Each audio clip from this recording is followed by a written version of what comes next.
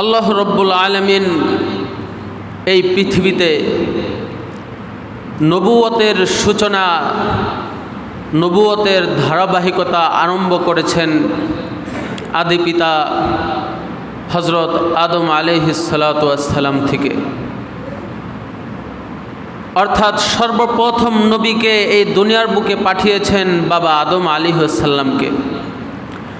আর এই নবুয়তের ধারাবাহিকতা শেষ হয়েছে আমাদের প্রিয় নবী জনাবে মুহাম্মদুর রাসূলুল্লাহ সাল্লাল্লাহু আলাইহি ওয়াসাল্লামের মাধ্যমে।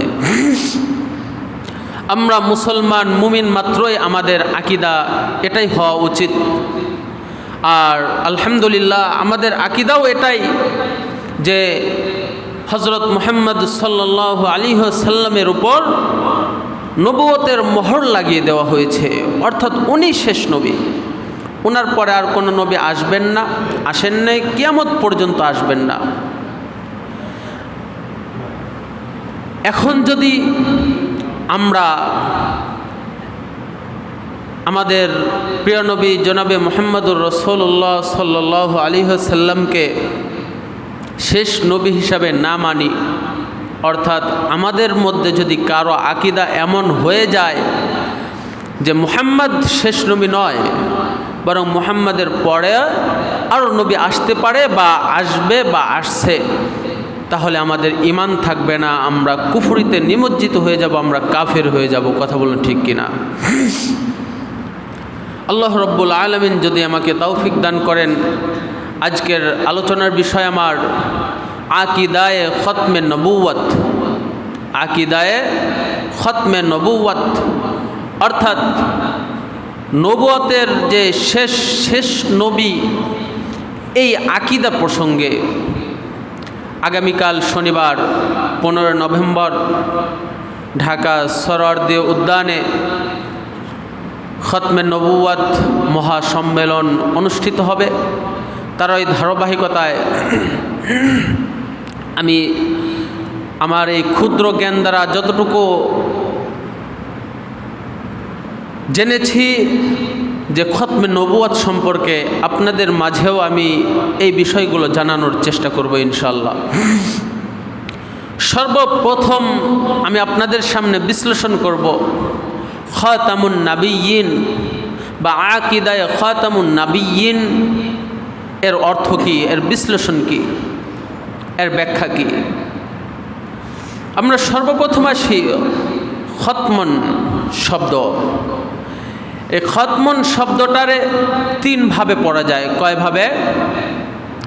এক নম্বর হলো খতামা, এক নম্বর খতামা, দুই নম্বর আল খতমু, আর তিন নম্বর খতামু। এক নম্বর খতামা, আল খতমু, তারপরে খতামু। খতামা শব্দটা আল খাউ ওয়াত তাউ ওয়াল মিমু আসলুন ওয়াহিদুন ওয়া হুয়া বুলুগু আখিরিন নবী। খতামা শব্দটি খতা এবং মিম দ্বারা গঠিত একটি মূল ধাতু, অর্থাৎ আরবিতে যাকে বলা হয় মাজদার, মূল বর্ণ খতা মিম। এই খতামা, এই খতামা শব্দের অর্থ হলো যে আখিরিন নবী, যে নবীদের শেষ, নবীদের মধ্যে সর্বশেষ নবী, অর্থাৎ ওই নবীর পরে আর কোনো নবী আসবে না। আচ্ছা, দুই নম্বর আল খতমু। আল খতমু শব্দটি খতা মিম, এই খতামা বা খতমু মূল ধাতু থেকেই নির্গত, এরও মূল বর্ণ একই খতা মিম। এর অর্থ হলো খতামতুল আমালা ও খতামতুল কারিউস সূরা। খতম, আমরা অনেক সময় আমরা বলে থাকি যে খতামতুল আমালা, আরবরা বলে খতামতুল আমালা, আমি এই কাজটি শেষ করলাম। অর্থাৎ যখন কোনো কাজ একদম পরিপূর্ণভাবে শেষ করা হয় তখন বলা হয় খতামতুল আমালা, আমি এই কাজটি শেষ করলাম। আবার অনেক সময় বলে খতামাল কারি সূরা, যে কারি সূরাটি শেষ করেছে, অর্থাৎ একটি সূরা তেলাওয়াত করা আরম্ভ করেছিল কারি সাহেব। প্রত্যেকটা সূরার একটা শেষ আছে না? এই সূরা যখন একদম পরিপূর্ণ শেষ করা হয় তখন বলা হয় খতামাল কারিউস সূরা, যে কারি সাহেব সূরা কি করেছে? শেষ করেছে। অর্থাৎ এই সূরার এতটুকুই, এই সূরার অবশিষ্ট আর কোনো কিছু নাই, তখন বলা হয় খতামাল কারিউ আস সূরা। আর 3 নম্বর হলো খাতাম। আম্মাল খতমু ওয়া হুয়া আত-তাবউ আলা নবী ফাযালিকা মিনাল বাবি আইযান লিআন্না আত-তাবআ আলা নবী লা ইয়াকুনু ইল্লা বাদা বুলুগি আখিরিহি। আর আল খতম এর অর্থ হলো যে মোহর, সিলমোহর। তাহলে আল খতম শব্দের অর্থ হলো সিলমোহর, অর্থাৎ যখন কোনো কাজ সম্পূর্ণ করা হয় বা কোনো কাজকে আর ওপেন করা হবে না, তখন কিন্তু তার উপর কি করা হয়? সিলমোহর মারা হয়, সিল মারা হয়। যেমন আপনি আপনার অফিসে অথবা আপনার শিক্ষকের কাছে কোনো দরখাস্ত লিখেছেন, দরখাস্ত লেখার পরে যখন দরখাস্তটা মঞ্জুর হয়ে যায় বা শিক্ষক বা অফিসের বস যখন পড়ার পরে উনি যখন সিল মেরে দেয়, ওই চিঠির মধ্যে আর কোনো কি করা যাবে না, ওই দরখাস্ততে আর এদিক সেদিক করার কোনো ক্ষমতা কারো নাই। অর্থাৎ সিল মারলাম মানে ওই দরখাস্তটা পরিপূর্ণ হয়ে গেল, শেষ হয়ে গেল, এখানে আর খোলার মতো কোনো অবকাশ নাই। আচ্ছা, আবার দেখা যায় অনেক সময় অনেক কোম্পানিতে সরকার থেকে সিল মেরে দেয়, সিলগালা মেরে দেয় না, অর্থাৎ ওই অফিস আর খোলার অনুমতি নাই, মানে ওই অফিসের কার্যকলাপ এখন থেকেই কি শেষ। আমরা সিল বলতে তো এটাই বুঝি।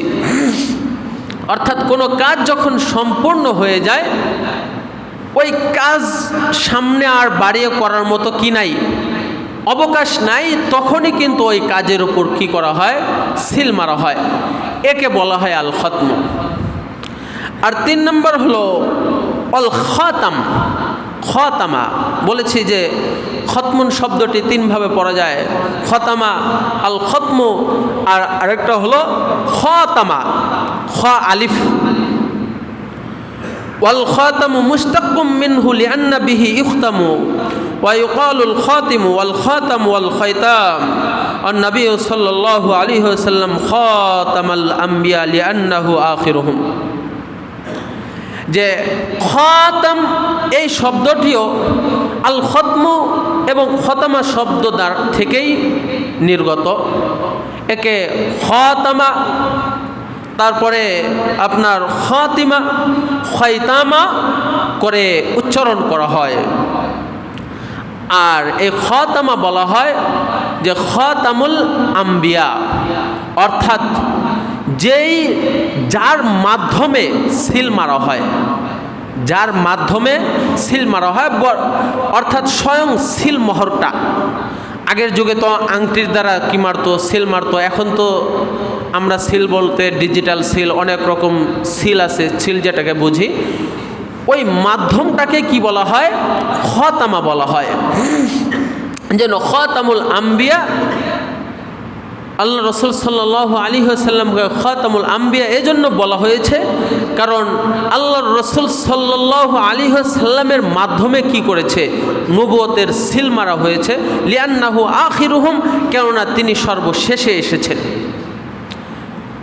মোট কথা হলো, আমরা খতামা বা আল খতম বা খতামা যেটাই বুঝি, আমরা এই 3টা অর্থর দ্বারা আমাদের এই জিনিসটাই অনুধাবন করতে পারলাম যে যার মাধ্যমে কোনো কাজ শেষ হয় অথবা কোনো কাজ শেষ করার পর যখন সিল মারা হয়, তাকে কি বলা হয়?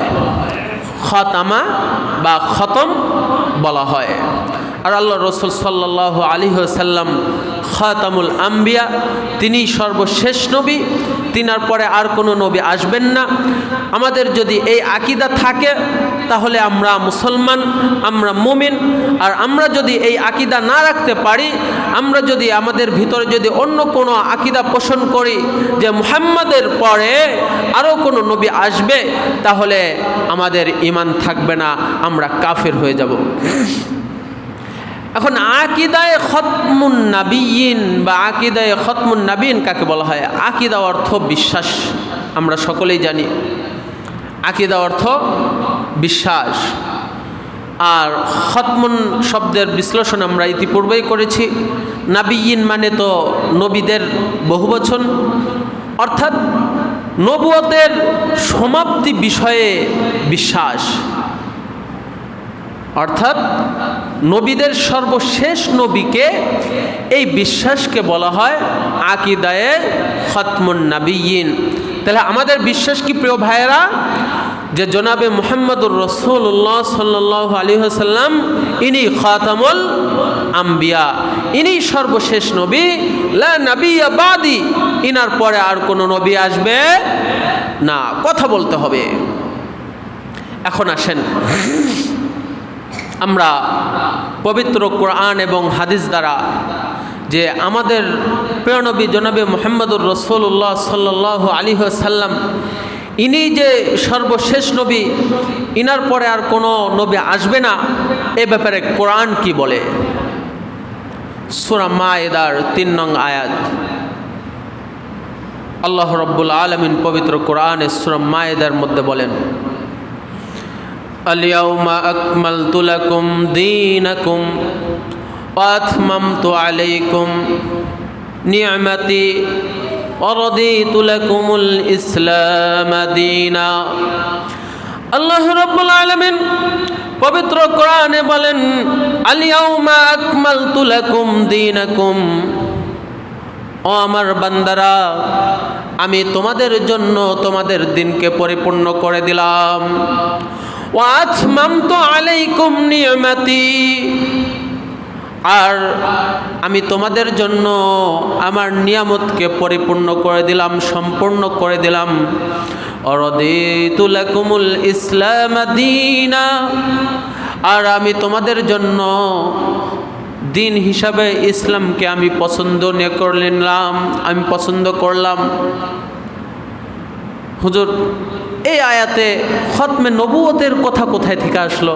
এখানে তো আপনি বললেন আল-ইয়াওমা আকমালতু লাকুম দীনাকুম, যে আমি তোমাদের জন্য তোমাদের দিনকে পরিপূর্ণ করে দিলাম, আর তোমাদের উপর আমার নিয়ামতকেও স্বয়ং সম্পূর্ণ করে দিলাম, সম্পূর্ণ করে দিলাম, আর দিন হিসাবে আমি ইসলামকে পছন্দ করে নিলাম। এখানে খতমে নবুয়তের কথা কোথায় থেকে আসলো? এই জন্য বিশ্লেষণ, ব্যাখ্যা অর্থাৎ তাফসিরের প্রয়োজন আছে কি নাই? তাফসিরের প্রয়োজন আছে। তাফসিরে ইবনে কাসির, তাইসিরু কুরআনিল আজিমের মধ্যে ইবনে কাসির রহমতুল্লাহ আলাই 3 নং খণ্ডের 22 নং পৃষ্ঠায় তিনি বলেন যে আল-ইয়াওমা আকমালতু লাকুম দীনাকুম, আমি তোমাদের জন্য তোমাদের দিনকে পরিপূর্ণ করে দিলাম, অর্থাৎ তোমাদের যে ধর্ম তোমাদের জন্য পরিপূর্ণ করে দিলাম। এই ধর্মের পরে তোমাদের আর কোনো নতুন ধর্মের জন্য, নতুন দিনের জন্য তোমাদের আর অপেক্ষা করতে হবে না। আবার নতুন কোন ধর্ম আসবে, আবার কোন নতুন ধর্মের মধ্যে আমাদের লিপ্ত হতে হবে, পতিত হতে হবে, এই টেনশন আর তোমার নাই। আমি তোমাদের জন্য তোমাদের দিনকে পরিপূর্ণ করে দিয়েছি। এই দিনের মধ্যে আর কোনো কিছুই বাকি নাই। রাদিতু লাকুমুল ইসলাম দীনা, আল-ইয়াওমা আকমালতু দীনাকুম ওয়া আতমামতু আলাইকুম নি'মাতি, আর তোমাদের জন্য আমি আমার নিয়ামতকে পরিপূর্ণ করে দিলাম। ইবনে কাসির রহমতুল্লাহ আলাইহি বলেন যে বান্দার জন্যে সবচাইতে বড় নিয়ামত বা পরিপূর্ণ নিয়ামত হলো এটাই যে বান্দার জন্য তাদের দিনকে পরিপূর্ণ করে দেওয়া হয়েছে। সুবহানাল্লাহ। অর্থাৎ যেই বান্দার জন্য তাদের দিনকে পরিপূর্ণ করে দেওয়া হয়েছে, বান্দার উপর এর চাইতে বড় অনুগ্রহ, বড় নিয়ামত আর হতে পারে না। কারণ আগের প্রত্যেকজন নবীদের যখন এসেছে, আলোচনা পড়া হবে, আল্লাহ রাব্বুল আলামিন প্রত্যেক নবীর কাছে এই অঙ্গীকার নিয়েছেন যে আমি যদি তোমাদের জীবদ্দশায় কোনো নবীকে পাঠাই এবং সে যদি তোমাদের আকীদায় বিশ্বাসী হয় এবং তাকে যদি কোনো নতুন কিতাব দেওয়া হয়, তোমরা তার অনুগত্য করবা, তার আনুগত্য করবা, তাকে অনুসরণ করবা। কিন্তু আমাদের উম্মতে মুহাম্মাদিকে আল্লাহ রাব্বুল আলামিন বলল যে ও আমার বান্দারা, তোমরা জেনে রাখো, আল ইয়াউমা আকমালতু লাকুম দীনাকুম, আমি তোমাদের জন্য তোমাদের ধর্মকে পরিপূর্ণ করে দিলাম। ওয়া আতমামতু আলাইকুম নি'মাতি, আর তোমাদেরকে এই তোমাদের দিনকে পরিপূর্ণ করার মাধ্যমে আমার যে সবচেয়ে বড় নিয়ামত, যে তোমাদের দিনকে পরিপূর্ণ করে দেওয়া, আমি তোমাদেরকে এই নিয়ামতটাও স্বয়ং সম্পূর্ণ করে দিলাম। সুবহানাল্লাহ। আরাদিতু লাকুমুল ইসলাম দীনা, আর তোমাদের জন্য ইসলাম ধর্মকে আমি পছন্দ করে নিলাম। অর্থাৎ এখানে তিনটা কথা। এক নম্বর কথা হলো দিনকে পরিপূর্ণ করে দিলাম। দুই নম্বর আমার নিয়ামতকেও স্বয়ং সম্পূর্ণ করে দিলাম।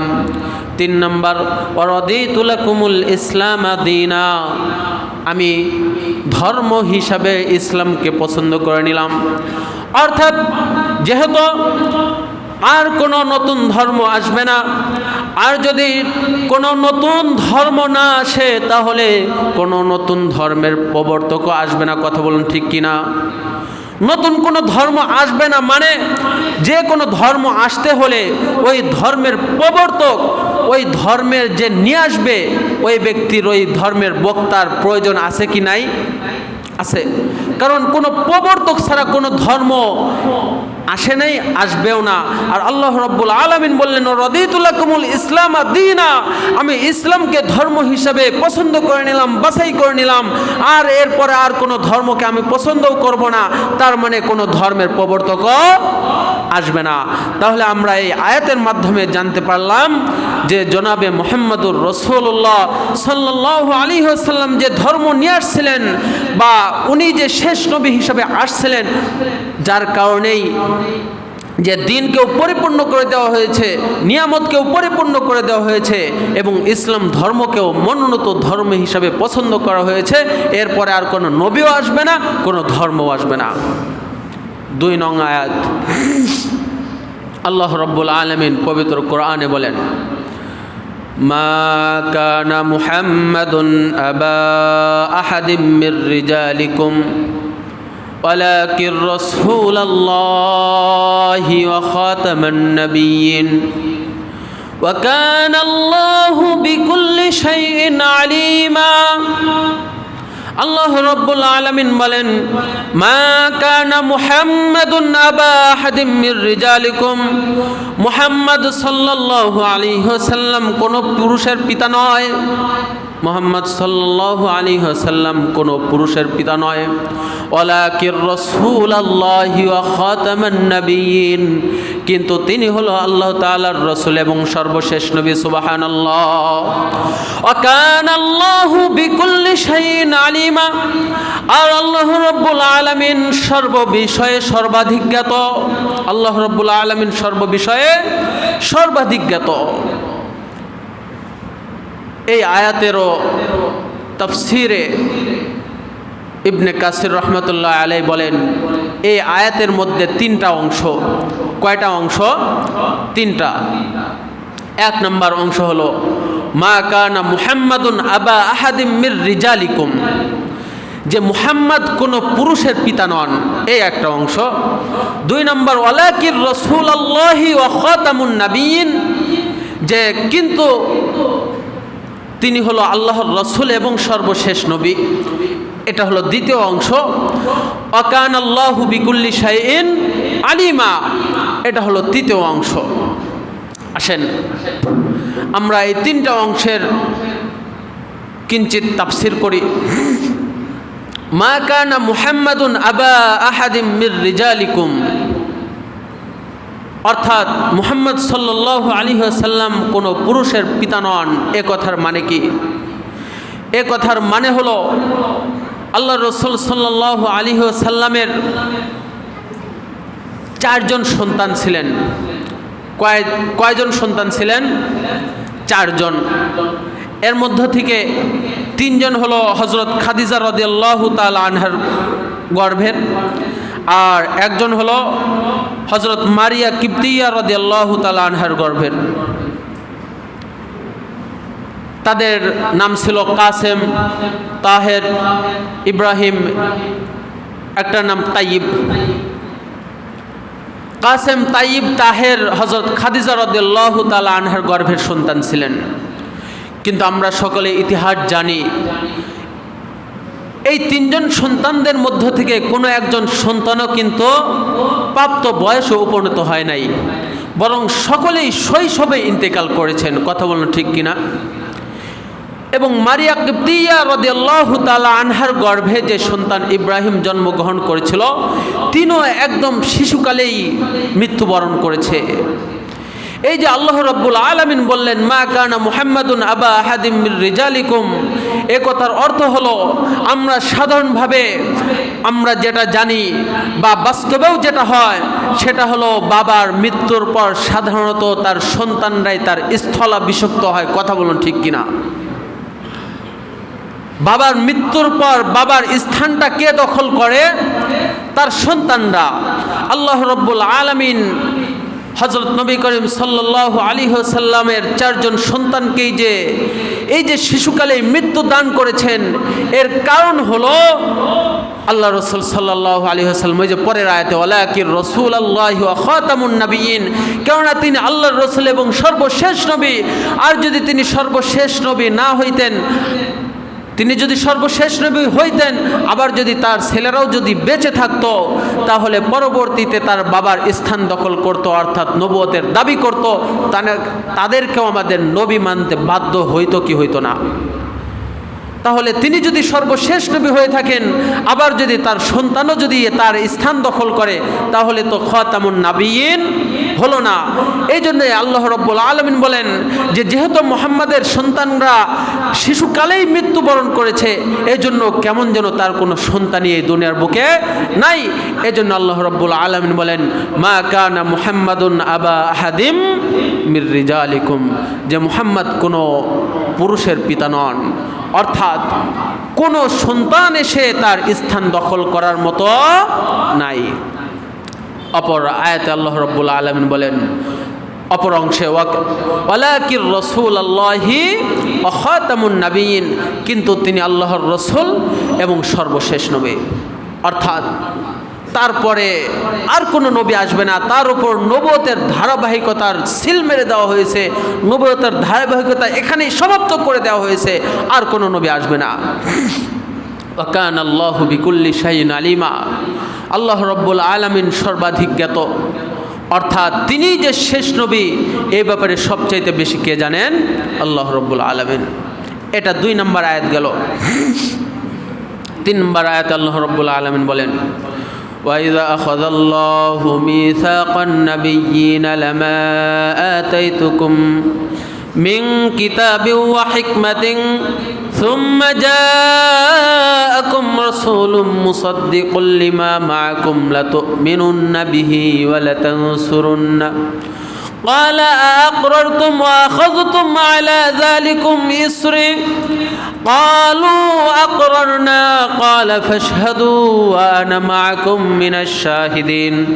আল্লাহ রাব্বুল আলামিন বলেন স্মরণ করো যখন আল্লাহর নবীগণ থেকে এই অঙ্গীকার নেওয়া হচ্ছিল যে তোমাদের জীবদ্দশায় যদি তোমাদের নিকট আবার কোন রাসূল প্রেরণ করা হয়, যে রাসূলগণ তোমাদের একই ধর্মের হবে, একই আকীদার হবে, একই বিশ্বাসের হবে, তাহলে তোমরা সকলেই ওই রাসূলকে মেনে নিবা, ওই রাসূলের আনুগত্য করে নিবা এবং তাদেরকে তাদের কাজে সাহায্য করবা, সহযোগিতা করবা।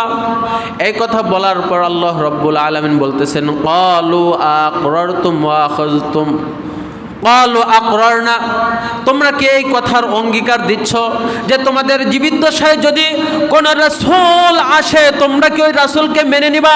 তোমরা কি আমার কাছে তোমরা এই অঙ্গীকার করতেছ? সকল নবীরা বলেছেন, ক্বালু আকরারতুম ওয়া আখাযতুম আলা যালিকুম ইসরি, আমরা অঙ্গীকার করতেছি আমাদের জীবদ্দশায় যদি কোনো নবী রাসূল আসে আমরা তাকে নবী হিসাবে মেনে নিব এবং আমরা সকলেই তার অনুসরণ করব। সুবহানাল্লাহ। সাইয়্যিদুল কওম নাইন খাতমুল মুরসালিন আখির আমুদ বুদ ফখরুল আউয়ালিন। আল্লাহু আকবার।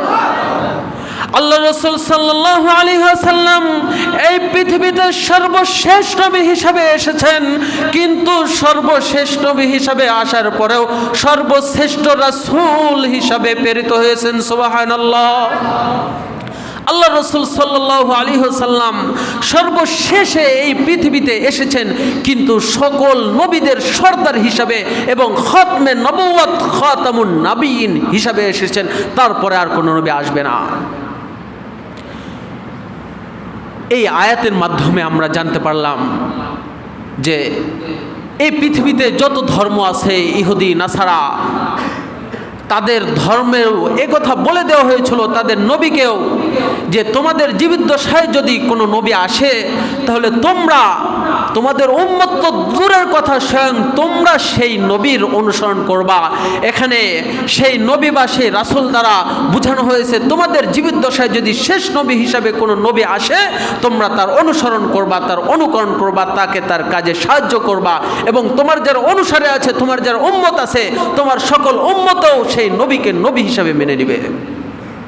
এখন আসেন তাহলে আমাদের প্রিয় নবী জনাবে মুহাম্মদুর রাসূলুল্লাহ সাল্লাল্লাহু আলাইহি ওয়াসাল্লামকে যারা নবী হিসাবে মানে নাই বা মানে না, তারা মুসলিম বা তারা কখনোই নাজাতপ্রাপ্ত দল হতে পারে না। সময় সংক্ষেপ। আগামীকাল শনিবার ঢাকা সোহরাওয়ার্দী উদ্যানে খতমে নবীন বা খতমে নবুয়ত সম্মেলন হবে। আমরা যারা পারি ইনশাল্লাহ অংশগ্রহণ করব। কাদিয়ানি, আমি সংক্ষেপ কিছু ধারণা দেব। এই বাংলাদেশে কাদিয়ানি মতবাদ বা কাদিয়ানি গ্রুপ নামে একটা গ্রুপ আছে, আপনাদের জানা আছে? কাদিয়ানি কাদেরকে বলা হয়? এই কাদিয়ানিদের গুরু হলো গোলাম আহমদ কাদিয়ানি। তিনি ভারতের পাঞ্জাবের কাদিয়ান নামক গ্রামে আপনার 1842-39 সনে জন্মগ্রহণ করে আর 1908 সনে মৃত্যুবরণ করে। তো এই গোলাম আহমদ কাদিয়ানি তিনি সর্বপ্রথম মুজাদ্দেদ, নিজেকে মুজাদ্দেদ হিসেবে পরিচয় দেন যে আমি নবায়নকারী, আমি এই ধর্মকে নতুনভাবে উদ্ভাবন করব, নতুনভাবে তোমাদের মাঝে উপস্থাপন করব। আচ্ছা, তিনি এখানেই ক্ষান্ত নয়, তারপরে তিনি নিজেকে ঈসা আলাইহিস সালাম হিসাবে নিজেকে দাবি করে। তারপরে তিনি আবার কালিমুল্লাহ অর্থাৎ মুসা আলাইহিস সালাম হিসাবে নিজেকে দাবি করে যে মুসা আলাইহিস সালাম যেইভাবে আল্লাহ রাব্বুল আলামিনের সঙ্গে কথোপকথন করেছে আমিও ঠিক সেইভাবে আল্লাহ রাব্বুল আলামিনের সাথে কথোপকথন করি, এজন্য আমি হলাম কালিমুল্লাহ।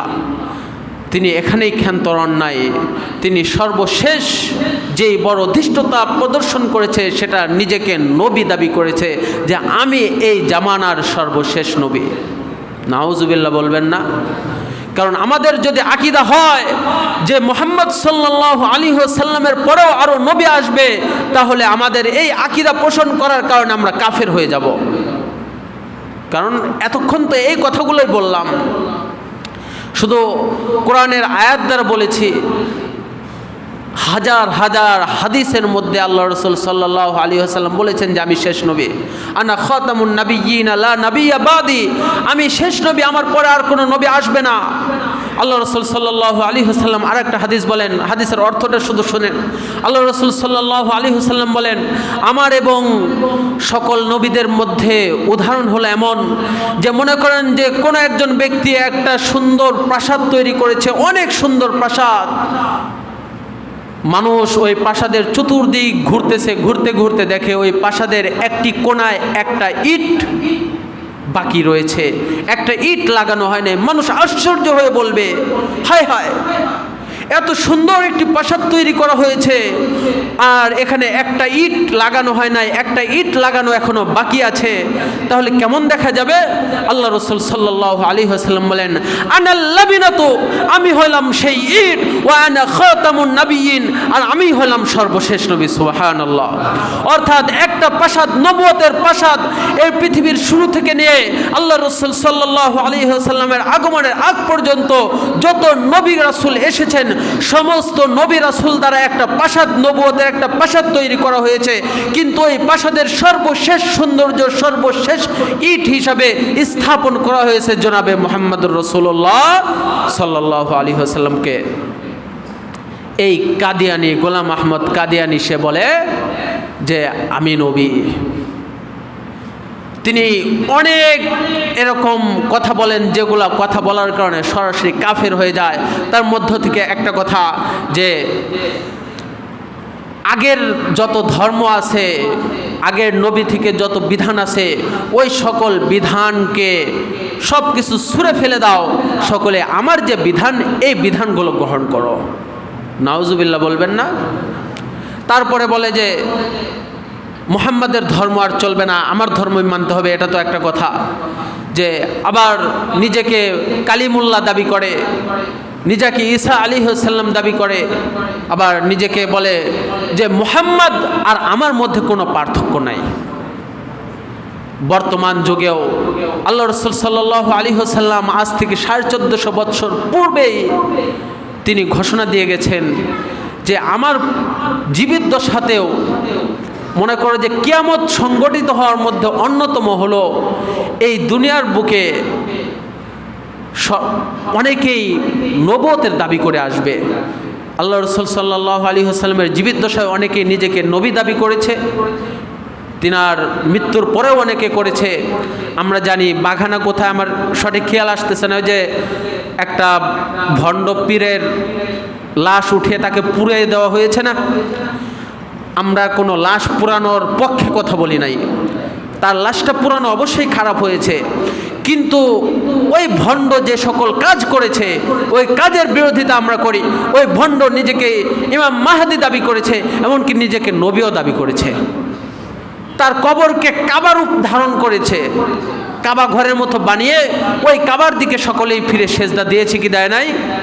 তাহলে আমরা যদি ওই সকল মাঝার, ওই সকল ভণ্ডদের আস্থানা যদি গুড়িয়ে না দেই, তাহলে এই যে আনা খাতামুন নাবিয়্যিন, আল্লাহ রাসূল যে সাল্লাল্লাহু আলাইহি সাল্লাম সর্বশেষ নবী, এটা তো আর থাকলো না। এজন্য প্রিয় ভাইয়েরা আমার, আলোচনা ছিল অনেক বড়, সময় সংক্ষেপ।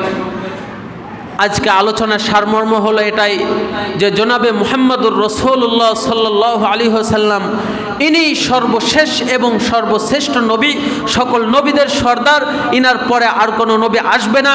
যদি কেউ নিজেকে নবী দাবি করে, সে ভণ্ড, প্রতারক এবং মিথ্যাবাদী, এবং সে কাফের, এবং যারা তাকে অনুসরণ করবে তারাও কাফের। সুতরাং যারা কাদিয়ানি মতবাদ নিজেদেরকে মুসলমান দাবি করে, এই বাংলার বুকেও কাদিয়ানিরা আছে, এই বাংলার বুকে যত কাদিয়ানি আছে তারা কখনোই মুসলিম হতে পারে না, তারা সকলেই কাফের কাফের কাফের। কাদিয়ানিদের বাংলাদেশে সবচেয়ে আয়ের উৎস, আসলে মানুষ যে যাই বলুক, রাজনৈতিক বলেন, দুনিয়ার বুকে দাপট দেখাতে হলে, কোনো কিছু প্রতিষ্ঠা করতে হলে টাকার বা অর্থের বিকল্প নাই। বলেন আছে? অর্থের বিকল্প নাই, অর্থের প্রয়োজন আছেই। তো তাদের ইহুদিরা, ছোট্ট একটি দেশ না ইসরায়েল, ছোট্ট একটি দেশের অল্প কিছু ইহুদি পুরা পৃথিবীকে নাচিয়ে বেড়াইতেছে। এর কারণ কি বলেন? তাদের অর্থ। ঠিক তেমনিভাবে বাংলার বুকেও সংখ্যাগরিষ্ঠ মুসলিম দেশে সংখ্যালঘু কিছু কাদিয়ানি তাদের কার্যক্রম চালিয়ে যাচ্ছে। এর অন্যতম কারণ হলো তাদের অর্থের যোগান আছে, আর তাদের অর্থের যোগানগুলো আসে। আমরা আসলে এ থেকে বেঁচে থাকা খুবই কঠিন, তারপর আমরা চেষ্টা করব বেঁচে থাকার। তাদের অর্থ যোগানের অন্যতম কোম্পানি হলো প্রাণ এবং আরএফএল। প্রাণ কোম্পানি, আরএফএল কোম্পানি, এটা কাদের কোম্পানি? কাদিয়ানিদের। এদের থেকে যত টাকা পয়সা আসে সব কিছু তাদের মতবাদকে বুলন্দ করার জন্য, উঁচু করার জন্যই ব্যবহার করা হয়। এজন্য প্রিয় ভাইয়েরা, আমরা যারা পারি যথাসাধ্য চেষ্টা করব প্রাণ কোম্পানি এবং আরএফএল কোম্পানির দ্রব্যাদি ক্রয় করা থেকে বেঁচে থাকা।